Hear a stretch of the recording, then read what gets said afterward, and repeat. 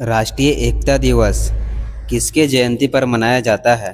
तो राष्ट्रीय एकता दिवस सरदार वल्लभ भाई पटेल के जयंती पर मनाया जाता है। ऑप्शन नंबर सी हमारा बिल्कुल सही जवाब है।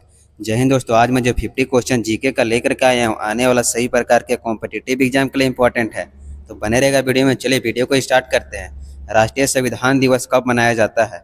तो 26 नवंबर को मनाया जाता है राष्ट्रीय संविधान दिवस। तो ऑप्शन नंबर सी हमारा बिल्कुल सही जवाब है। नेक्स्ट प्रश्न हो जाएगा हमारा, राष्ट्रीय संविधान दिवस किस वर्ष से मनाया जा रहा है? तो 2015 ईस्वी से मनाया जा रहा है राष्ट्रीय संविधान दिवस को। ऑप्शन नंबर सी हमारा बिल्कुल सही जवाब हो जाएगा। राष्ट्रीय उपभोक्ता दिवस कब मनाया जाता है? तो 24 दिसंबर को मनाया जाता है राष्ट्रीय उपभोक्ता दिवस। तो बी ऑप्शन हमारा बिल्कुल सही जवाब हो जाएगा, राष्ट्रीय उपभोक्ता दिवस 24 दिसंबर को। तो चलिए अगला प्रश्न हो जाएगा हमारा, राष्ट्रीय किसान दिवस कब मनाया जाता है? तो राष्ट्रीय किसान दिवस को 23 दिसंबर को मनाया जाता है। तो ऑप्शन नंबर सी हमारा बिल्कुल सही जवाब है। अगला प्रश्न है हमारा, राष्ट्रीय किसान दिवस किसके जयंती पर मनाया जाता है? तो राष्ट्रीय किसान दिवस को चौधरी चरण सिंह के जयंती पर मनाया जाता है। तो ऑप्शन नंबर बी हमारा बिल्कुल सही जवाब हो जाएगा, चौधरी चरण सिंह जी। नेक्स्ट प्रश्न है हमारा, विश्व जनसंख्या दिवस कब मनाया जाता है?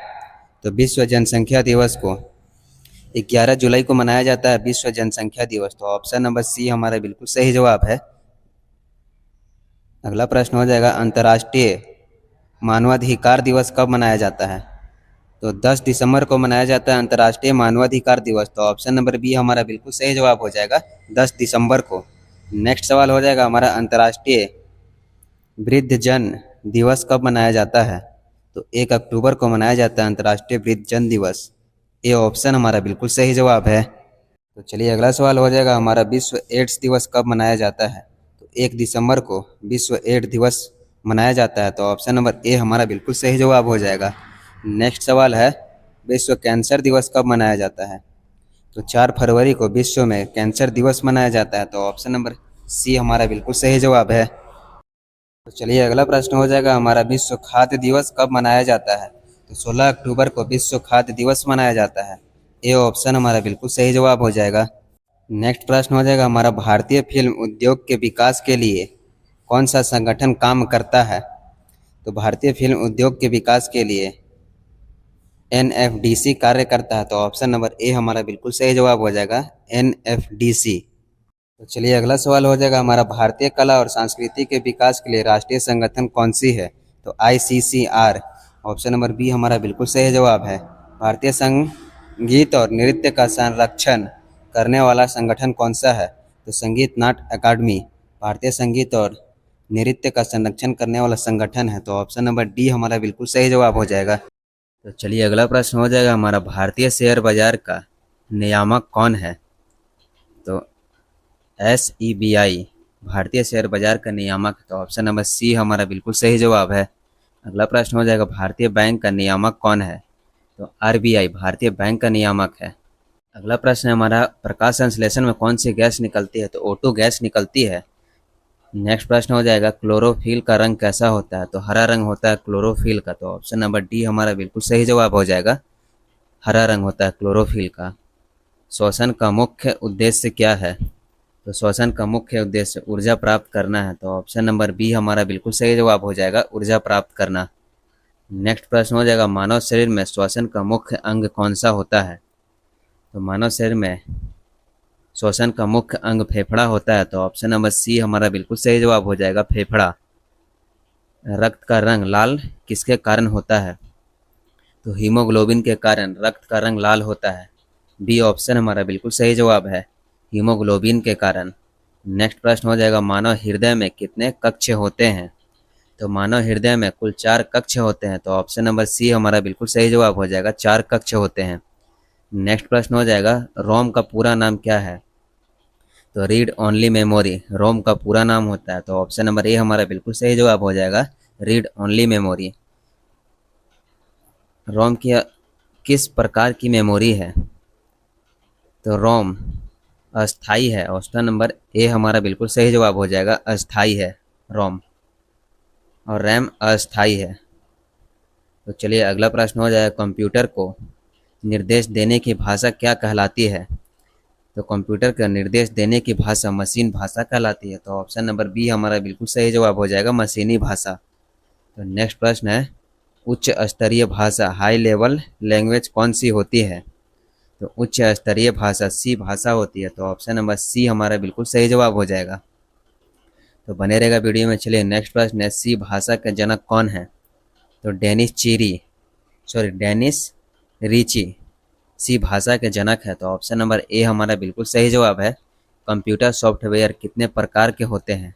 तो 3 प्रकार के होते हैं कंप्यूटर सॉफ्टवेयर। तो ऑप्शन नंबर सी हमारा बिल्कुल सही जवाब है। क्रिकेट विश्व कप की शुरुआत कब हुई थी? तो क्रिकेट विश्व कप की शुरुआत 1975 ईस्वी में हुई थी। तो सी ऑप्शन हमारा बिल्कुल सही जवाब हो जाएगा, 1975 ईस्वी में। नेक्स्ट प्रश्न हो जाएगा, क्रिकेट में अंपायरों की संख्या कितनी होती है? तो क्रिकेट में अंपायरों की संख्या 2 होती है। तो ऑप्शन नंबर ए हमारा बिल्कुल सही जवाब हो जाएगा, 2 अंपायरों की संख्या होती है।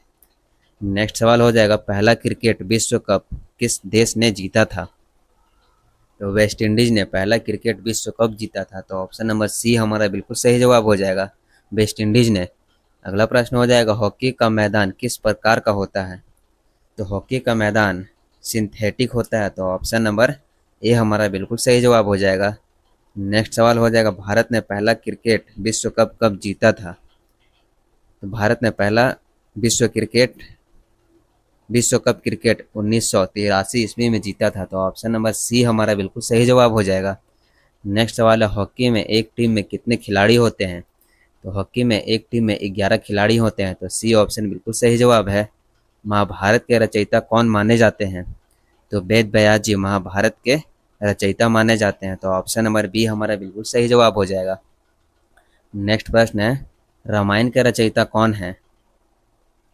तो मुनि वाल्मीकि जी रामायण के रचयिता हैं। नेक्स्ट प्रश्न हो जाएगा, अर्थशास्त्र के लेखक कौन है? चाणक्य कौटिल्य अर्थशास्त्र के लेखक है। तो ऑप्शन नंबर बी हमारा बिल्कुल सही जवाब है। नेक्स्ट प्रश्न हो जाएगा हमारा, मेघदूत के रचयिता कौन है? तो मेघदूत के रचयिता कालिदास हैं। तो ऑप्शन नंबर ए हमारा बिल्कुल सही जवाब हो जाएगा, कालिदास मेघदूत के रचयिता हैं। नेक्स्ट प्रश्न हो जाएगा, हर्षचरित्र के लेखक कौन है? तो बाणभट्ट हर्षचरित्र के लेखक है। तो ऑप्शन नंबर बी हमारा बिल्कुल सही जवाब है। नेक्स्ट सवाल हो जाएगा हमारा,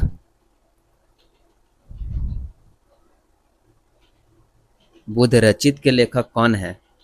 तो बुद्ध रचित के लेखक अश्वघोष है। तो ऑप्शन नंबर बी हमारा बिल्कुल सही जवाब हो जाएगा, अश्वघोष। अर्जुन पुरस्कार किस क्षेत्र से संबंधित है? तो अर्जुन पुरस्कार खेल क्षेत्र से संबंधित है। तो ऑप्शन नंबर सी हमारा बिल्कुल सही जवाब हो जाएगा, खेल क्षेत्र से। अर्जुन पुरस्कार की शुरुआत कब हुई थी? तो सन 1961 ईस्वी में अर्जुन पुरस्कार की शुरुआत हुई थी। तो ऑप्शन नंबर ए हमारा बिल्कुल सही जवाब हो जाएगा। मेजर ध्यानचंद खेल रत्न पुरस्कार किस क्षेत्र में दिया जाता है? तो खेल के क्षेत्र में दिया जाता है मेजर ध्यानचंद खेल रत्न पुरस्कार को। तो ऑप्शन नंबर बी हमारा बिल्कुल सही जवाब है। तो चलिए अगला प्रश्न हो जाएगा हमारा, खेल रत्न पुरस्कार का पुराना नाम क्या है? तो खेल रत्न पुरस्कार का पुराना नाम राजीव गांधी खेल रत्न है। तो ऑप्शन नंबर सी हमारा बिल्कुल सही जवाब हो जाएगा, राजीव गांधी खेल रत्न। नेक्स्ट प्रश्न हो जाएगा, द्रोणाचार्य पुस्तक किसने दिया था? सॉरी, किसे दिया था? तो खेल प्रशिक्षकों को दिया जाता है द्रोणाचार्य पुस्तक। तो ऑप्शन नंबर बी हमारा बिल्कुल सही जवाब हो जाएगा। द्रोणाचार्य पुस्तक किस वर्ष शुरू हुआ था? तो 1986 ईस्वी में द्रोणाचार्य पुस्तक शुरू हुआ था। तो ऑप्शन नंबर सी हमारा बिल्कुल सही जवाब है। नेक्स्ट प्रश्न हो जाएगा, अमर्त्य सेन को नोबेल पुरस्कार किस क्षेत्र में मिला था? तो अर्थशास्त्र में अमर्त्य सेन को नोबेल पुरस्कार मिला था। तो ऑप्शन नंबर बी हमारा बिल्कुल सही जवाब हो जाएगा। अगला सवाल है, कैलाश सत्यार्थी को नोबेल पुरस्कार किस क्षेत्र में मिला? तो शांति के क्षेत्र में